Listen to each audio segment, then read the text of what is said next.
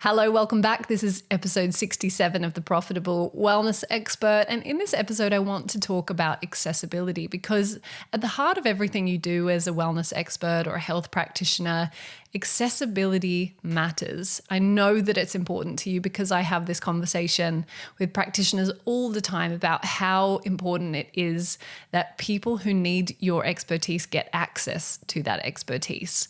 But here's how you might be thinking about it in the wrong way. And here's how, in this episode, I want you to reframe your thinking about accessibility so that you can ultimately achieve even greater accessibility in the long term. So the problem with the way that most wellness experts think about accessibility is that they're focusing on the short term. And so this is what that type of thinking might look like. I want to be more accessible to more people as a practitioner, whether you're a nutritionist, a holistic health practitioner, a functional nutrition practitioner, or you're a yoga teacher, personal trainer, etc. Your thinking when you start out about accessibility tends to be in the form of, I want to reach more people. And so therefore I need to keep my price low and I need to create products or services or offers that more people can access. And that is the fundamental principle of accessibility, that more people can access what you do. But this short-term thinking is actually stifling your ability to grow larger in the long term.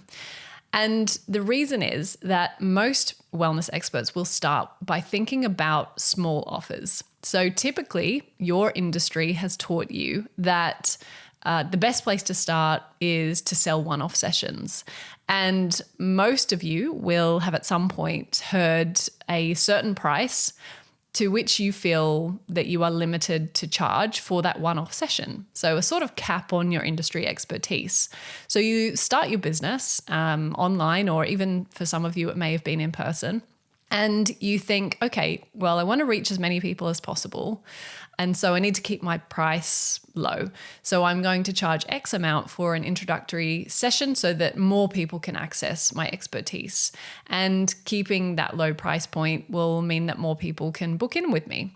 It seems great in theory, but a couple of things happen when you take this approach. The first is, and this is what most people don't necessarily understand about pricing when they first start out building an online business in this space, is that price is almost always going to be a reflection of perceived value.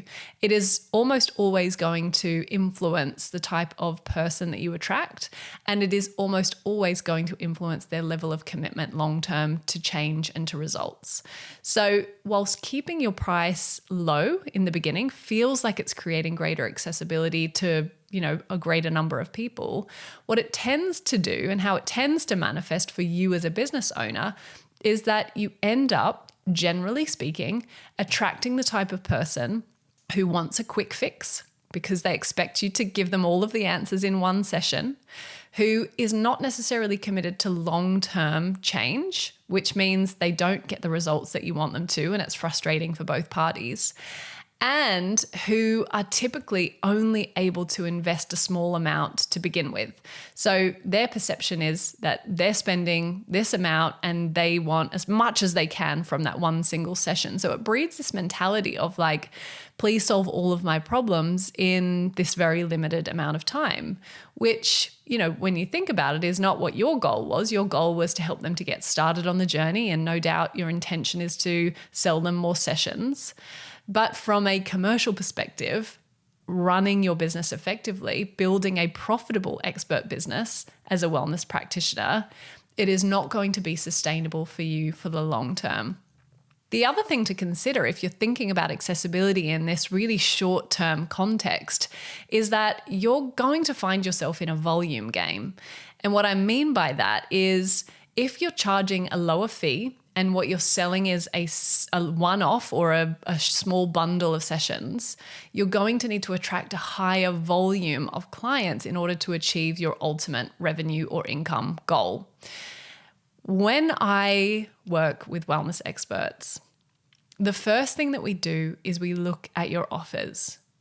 We look at your offers and we shift away from this idea of short short-term investment for your client, and we move into this psychology of transformation, this idea that you are not selling a quick fix, that you are selling a transformational experience. And how that manifests is in you crafting a transformational program.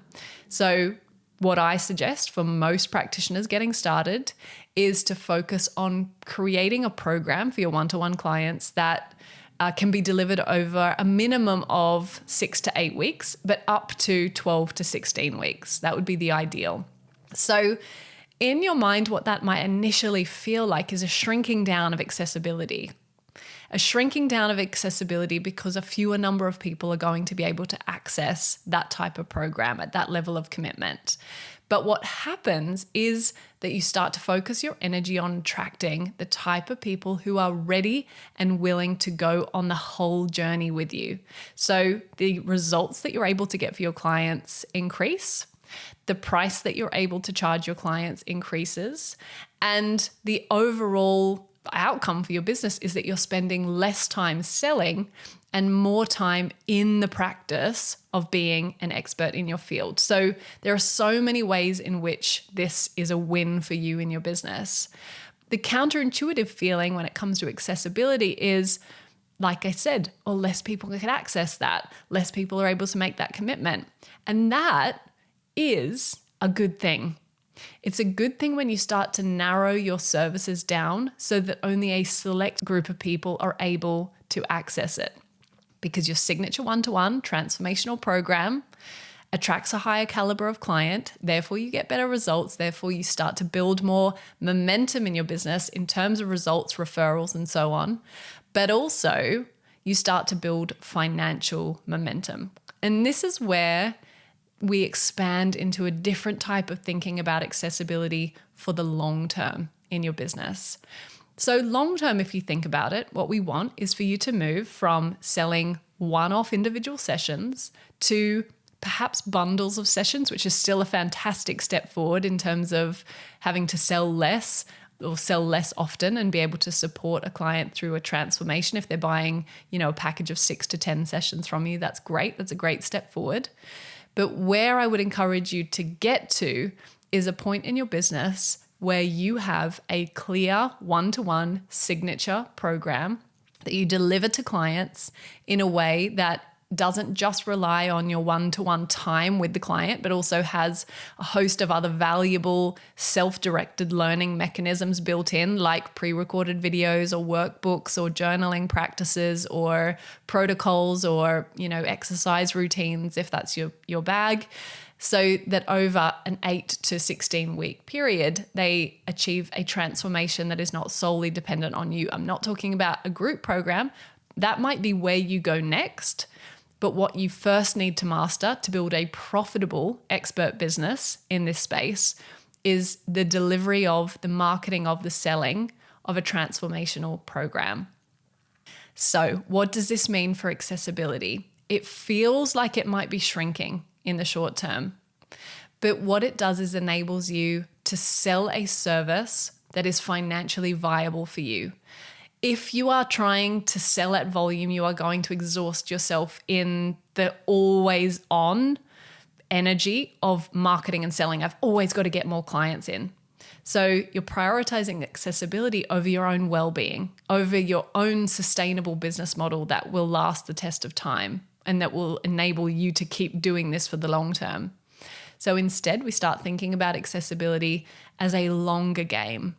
That once you can get momentum selling a transformational program to fewer clients, but who are paying you a higher price, you're going to be in a better position from a cash perspective, literally just cash in your bank, being paid larger sums, to start to think about more accessible offers. So we kind of do it in reverse. Instead of starting with low price accessible offers that anyone can afford, but that you have to sell in high volume, we start with the highest level of service. And I'm not talking about a price that ostracizes a whole community.